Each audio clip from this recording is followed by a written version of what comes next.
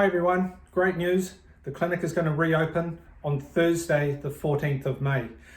When we open, we've got to make sure that everyone's going to be safe, everyone's going to feel safe, and we're going to make some changes so that we can accomplish that. So let's go through those changes now. The first change is that if you're sick, we're going to ask you to stay at home. Normally, we don't mind if you're sick coming into our office, but for now and for the safety of others, we're going to ask you, if you're feeling unwell, please stay at home. Give the office a call and we'll reorganise that appointment for you and get you back on your feet as quickly as we can. But if you're sick, please stay at home. The second modification is that we're going to change the waiting room. The waiting room is going to have only 4 chairs in the waiting room to allow us to have safe distancing between each other.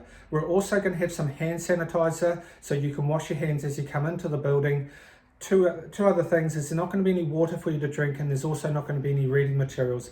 Actually, the third thing is there's not going to be any toys. So if you wish to bring your own water, if you wish to bring some reading material, and you can even bring some toys, that's fine, but we won't have any here for you. The third change involves the waiting room again. We need to limit the amount of traffic that we're going through the waiting room. So we ask that if you have an appointment, that at all possible you're going to go straight to the practitioner's room and not have to wait in the waiting room. If you do have to come with someone and they would normally not be in the appointment, we're going to ask that they drop you into the practitioner's room and then go wait outside in the car. Thanks for your patience on this one, but we're going to try and limit as much traffic as we can in the waiting room for the safety of everyone. The fourth change involves kind of the waiting room again, but it's really important that you're prepared for this one. There are no bathroom facilities. We would simply have to wipe down the bathroom after every single use, and we just won't have time through alert level 2 to be able to do this. So there are no bathroom facilities for patients or clients through alert level 2. The fifth change involves chiropractic appointments only.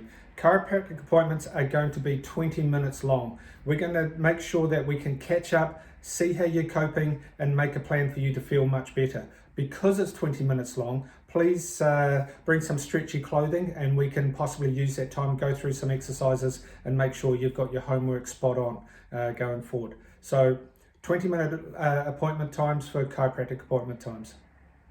There's just a couple more modifications. The next one is we're going to ask you to be as punctual as you possibly can. And if you can't make your appointment, please give us at least 48 hours notice, which is actually in our policy. So if you can't make your appointment, give us plenty of notice so that we can get that appointment to another client.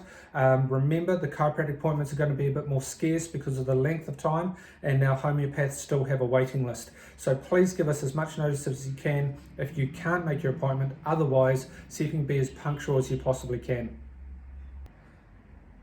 And the last modification is that we're going to ask you to pay for your appointment on the appointment day.